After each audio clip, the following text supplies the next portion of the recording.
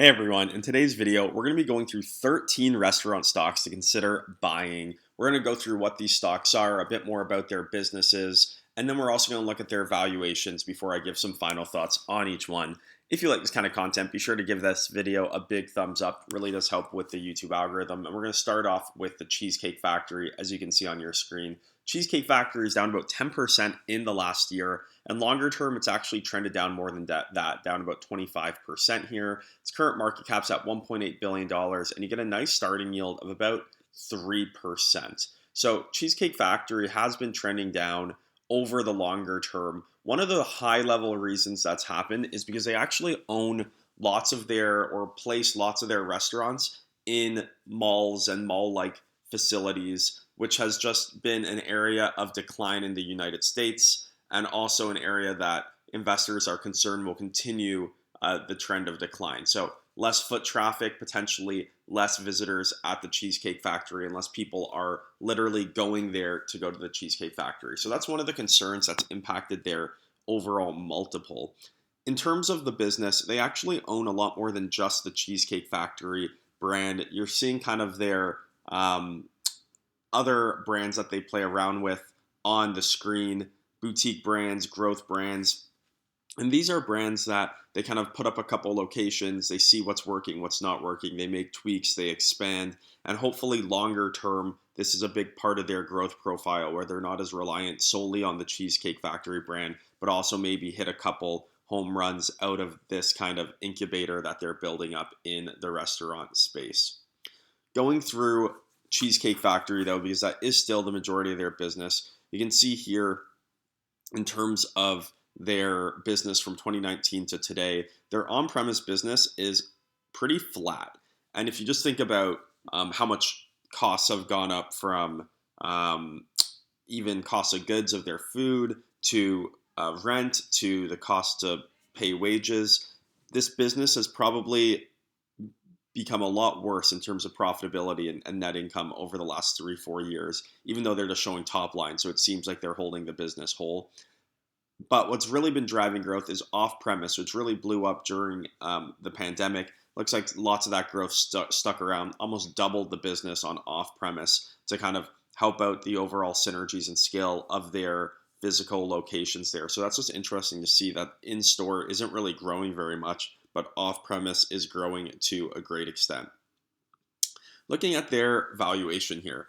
So in 2024, they're expected to do about $3 a share, which gives them a multiple of about 12 times. So pretty cheap, or depends on what you consider cheap, but pretty reasonable valuation versus lots of the other stocks in the restaurant space, especially some that we'll look at today. But once again, pretty stagnant growth overall, just over the last 3-4 years when you compare it to other restaurant chains.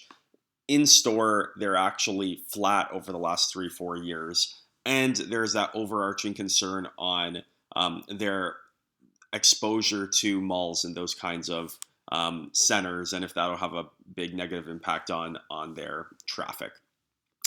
Second stock here is Yum Brands. This is one that's a bit more up my alley. I like these fast food and quick service restaurant chains.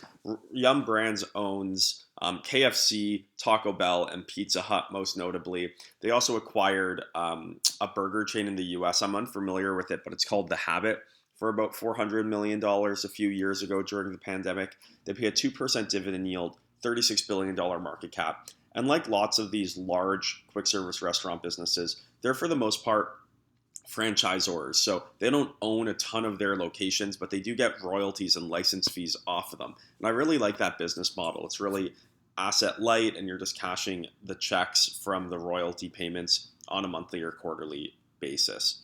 Over the last year, the stock's gone nowhere. Past 5 years, up 36% here. If we look at how they did in the last quarter here, really nice growth across the board. You see system-wide sales on average up 10%, same-store sales up 6%, units, I'm assuming that's store count, also up nicely. So you can see here KFC driving the most of that growth, 12% in system-wide sales. Taco Bell not far behind. Pizza Hut, I think long-term, has been an area of weakness or decelerating growth versus the rest of their business. So they've been trying to figure that one out. changing concepts, more quick, less sit down and stuff like that over the last number of years with Pizza Hut. Lots of competition in the pizza space, obviously.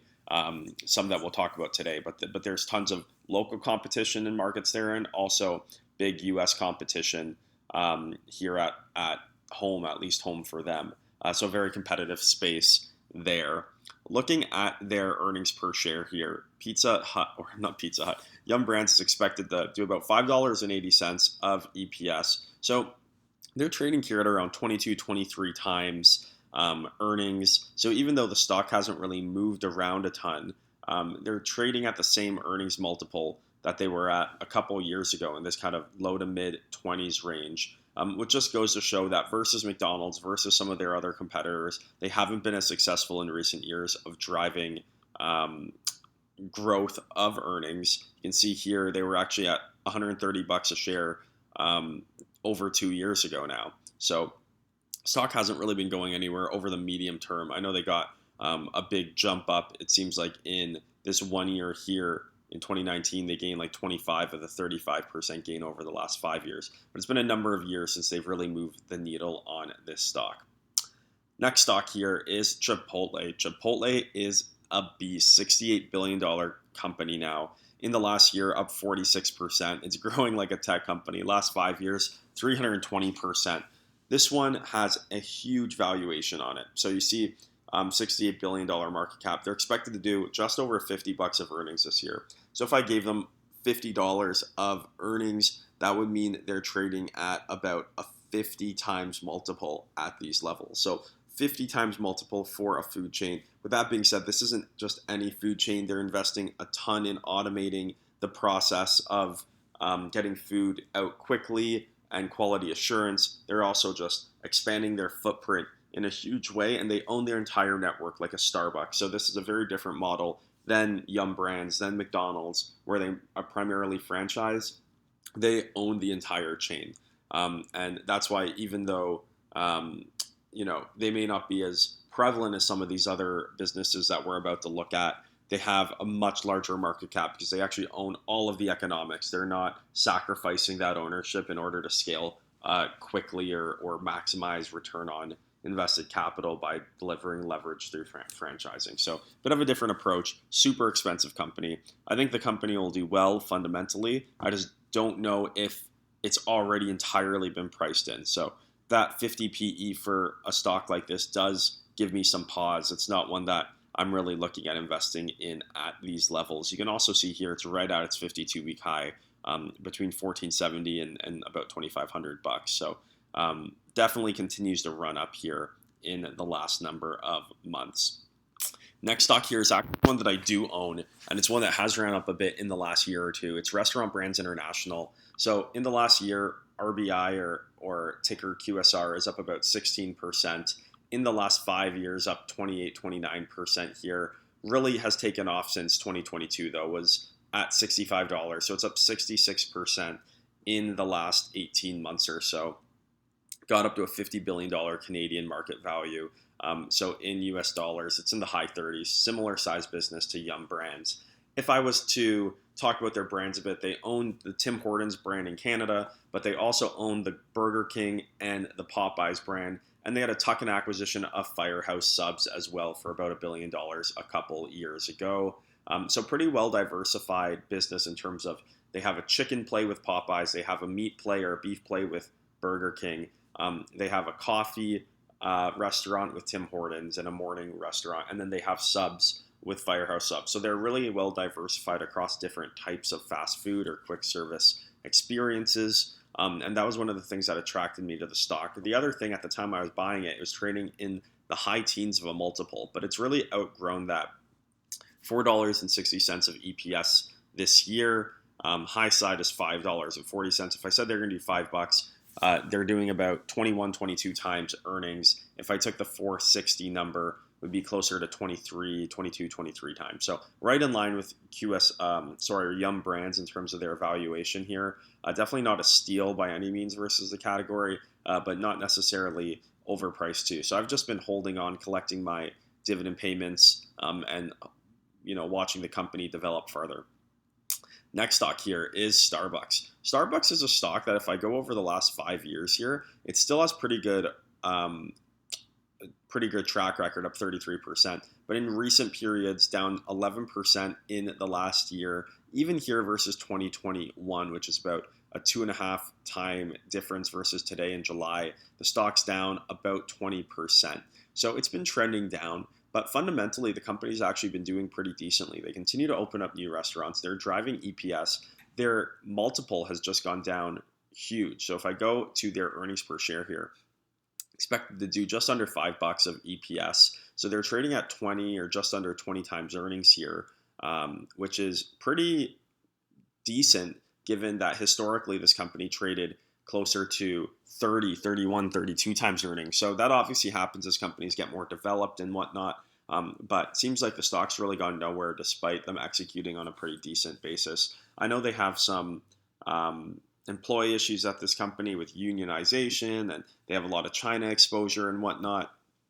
Here's just a bit of a look at some of their store counts. So they have 6,600 stores in the US, only about 470 in Canada there. So in North America, they have 7,000. And then their global markets here, international, they have another 10,000 that they're calling out here between Korea, Latin America, UK, a lot in Turkey and those countries too that surprised me even more than in Canada. But really big restaurant chain or coffee chain, let's call it.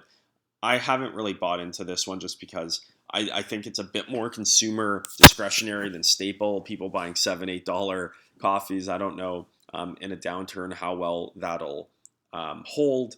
And one of my favorite things about the quick service restaurant space is I do feel like it's kind of recession proof. So I'm not sure how much Starbucks will fit that mold, but it is still an impressive growth story for people who hold the stock, or that's the reason that they hold the stock, just not really hitting the objectives of why I hold some of these quick service restaurant and restaurant stocks in my portfolio. Going on to the next one, which is one that I do own. It is McDonald's. This is the largest quick service restaurant or restaurant stock in the world, I believe. $215 billion market cap here. And they don't really own their whole network either, just about 5%. It's primarily franchised all over the world, up 10% in the last year. So versus stocks like Yum Brands that are down 10% and whatnot, McDonald's has held up pretty well in this space. You're getting a 2.25% dividend yield, and they tend to increase it every year. Couple fun things going on with McDonald's here. They're planning a very big restaurant expansion over the next few years. Want to open another 9,000 restaurants, getting closer to 50,000 restaurants in their network. And most of these are happening internationally. They're expanding really heavily in China and some of those other international markets. So that's something to watch out for. They also want to continue adding loyalty members, which has been a really big driver of their success. And they're kind of ahead of the rest of the sector on loyalty penetration and people having their app downloaded and whatnot. One more small thing on McDonald's, but it's an interesting thing, is they're launching I'm going to call it like a Dutch Bros or a Starbucks competitor, which is more like a coffee chain called Cosmix. So this is just a test. They just opened up a couple of them in the US. They want to open up 10 in 2024 just to see how it goes. But could be interesting if they end up growing this to from 10 to 100 to 200 to 500 and they start franchising these out. Could be another lever of growth maybe 5 years down the line for the company. So interesting space. Looks like they're going all in behind it with this test. Hopefully it works out for them. In terms of their valuation, did about $12 of EPS this year. Going to do $12.50 next year. So trading at 23, 24 times earnings, slight premium to some of the other quick service restaurants that we went through, based off of just their track record, their dividend growth, how well they've been able to drive digital behind their scale, and everything else in terms of just the equity of that brand and how well it's translated globally. So great business here. Definitely an expensive one, though. It's not one that I'm actively buying more of, just one that I've held for quite a while. Next stock here is Texas Roadhouse. Texas Roadhouse has been a killer stock, up 28% in the last year. Last 5 years, the stock has doubled. They have practically no debt on their balance sheet, so can really effectively allocate capital where they want. Pays a 1.7% dividend yield, $8.7 billion market cap here. In terms of valuation, going to do just over $5 of earnings per share. Really nice growth versus last year at $4.50. So it's about 15% growth, give or take. And on 530, the stock's trading here at like a 26-ish times earnings multiple. So really expensive, especially for a sit-down restaurant. But that just goes to show how much investors value their liquidity, their balance sheet, and just how fast that they've been growing their restaurant count and productivity. Seems like whenever people go to Texas Roadhouses, it's pretty full. It's definitely driven by volume. It's pretty affordable and good value. So that seems to be translating really well with consumers in the US there. Next stock here, Wendy's. Wendy's has a very similar business model as McDonald's or a quick service restaurant. Much smaller though, $4 billion market cap, and you get a pretty juicy 5% dividend yield on it there. So in the last year, similar to Yum Brands, down 15%. Last 5 years, stock hasn't really gone anywhere, up 7%, but you have been getting a dividend on top of that as well. Looking at a bit more of their company, their three priorities here: same restaurant store growth in terms of dollars, accelerating digital, and accelerating their footprint. Couple comments here.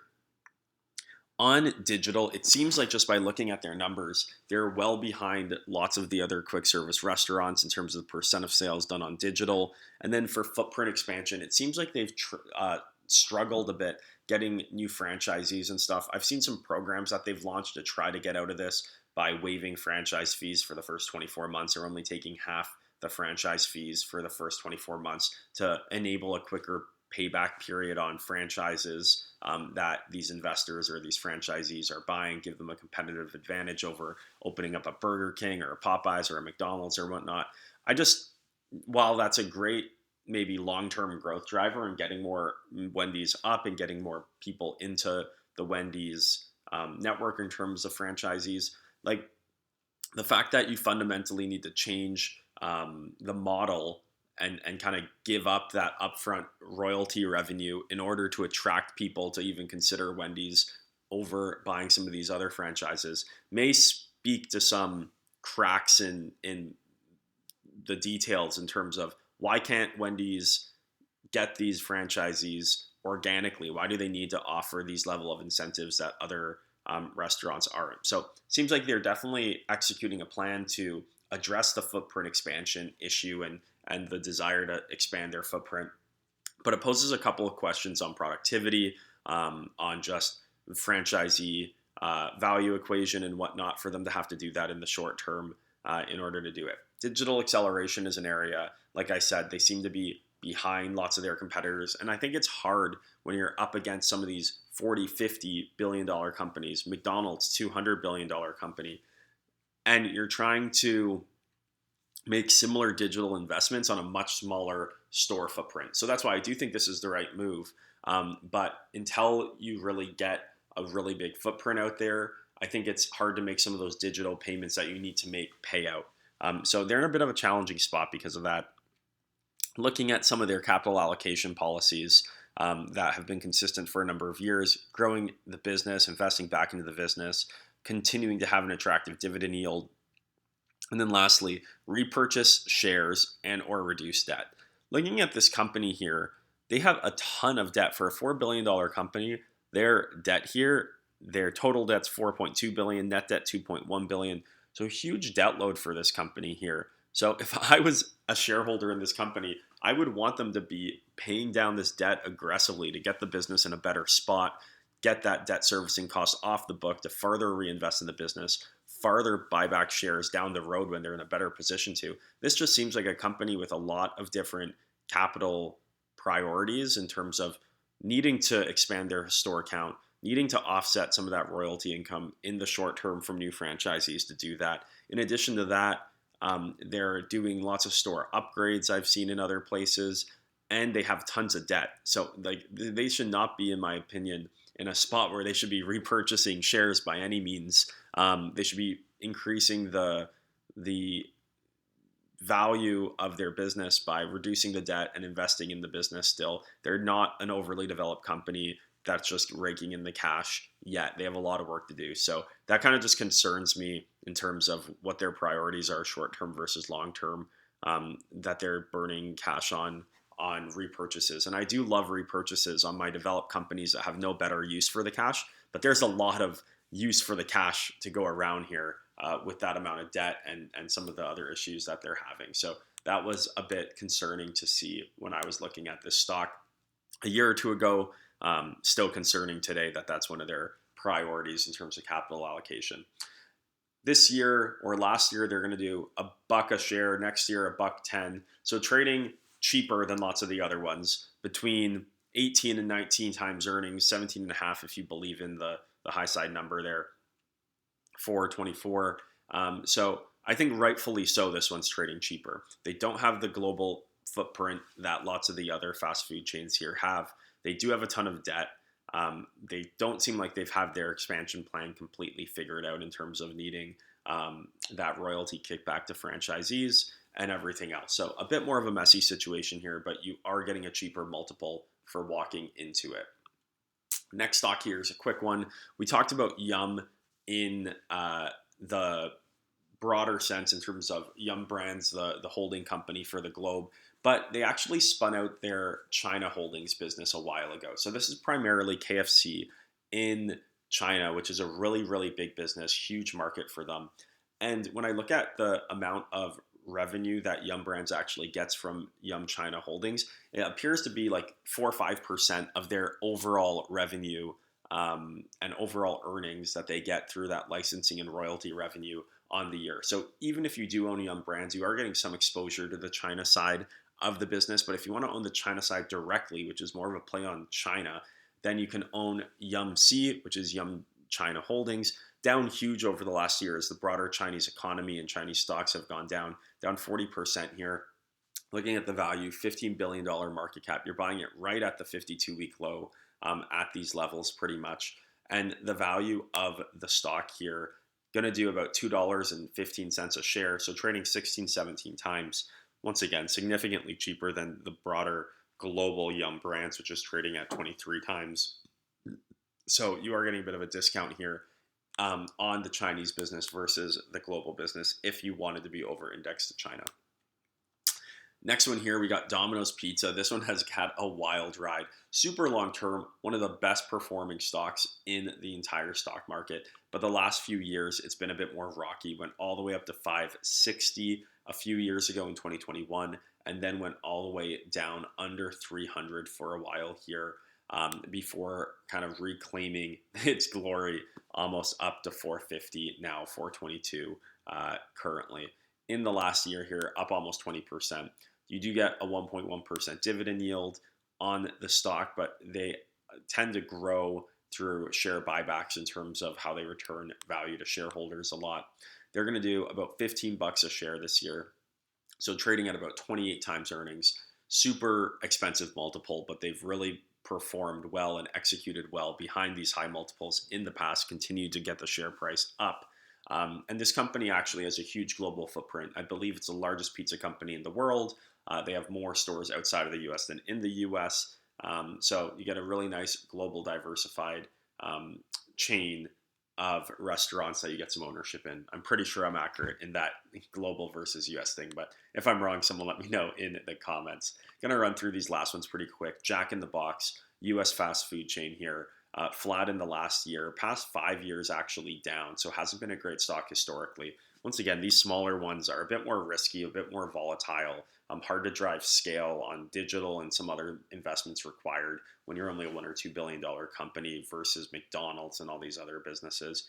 Get a 2% dividend yield on it. Looking at their earnings per share here, hoping to do $7.20, which would be a really nice jump from 2024 or current fiscal year, would be about 12-13% jump. On revenue, though, looks like analysts are expecting it to be flat. So these are all coming from cost synergies or other investments paying out below the top line. If they actually do 721, trading at about 11 times forward earnings. So not too bad in terms of the valuation you're getting for diving into one of those smaller stocks at least. Then Shake Shack here, another pretty small one, 3.2 billion, bigger than Jack in the Box for sure. In the last year, this one's gone the complete other way, up almost 40%. Seems like there's lots of excitement on this one. They are profitable, but barely. Expected to do under $1 of EPS. So they're still in that growth and investment mode. I don't think they're really trading based off of their PE multiple here, but more the growth trajectory and story that they have behind them. On the revenue side, going from 1.08 to 1.25, so about a 20 high teens percent growth rate on revenue, which is pretty solid. And then lastly here, we have Wingstop. Wingstop in the last year here up 75%, absolutely crushing it. $8.5 billion market cap company, last 5 years blowing up, just like Chipotle, up 300%. Huge gains on this one, but similar to some of these other stocks that are still kind of in growth mode. Revenues going from 450 to 525, so that's a really nice, almost 20% growth rate there. But their earnings per share still at just about $2.90. So overall here, high side $3 would be trading about 90 times earnings. So it doesn't necessarily trade on that earnings multiple yet, as they're investing a lot in expansion, in growth, I'm sure. So we'll see once they kind of fully build out how much cash is going to the bottom line. And I'm sure the future PE in 25, 26, 27 is expected to be significantly lower than that. You just kind of have to hold on and wait if you believe in the future of this one, because lots of it's getting priced in early. Okay, so those are 13 restaurant stocks to consider buying. Let me know in the comments what your favorite ones are from this list. Also, if you like this kind of content, don't forget to give the video a big thumbs up. It helps a ton get these videos out to more people. If you made it to the end of the video, really appreciate your time, and I'll see you guys in the next one.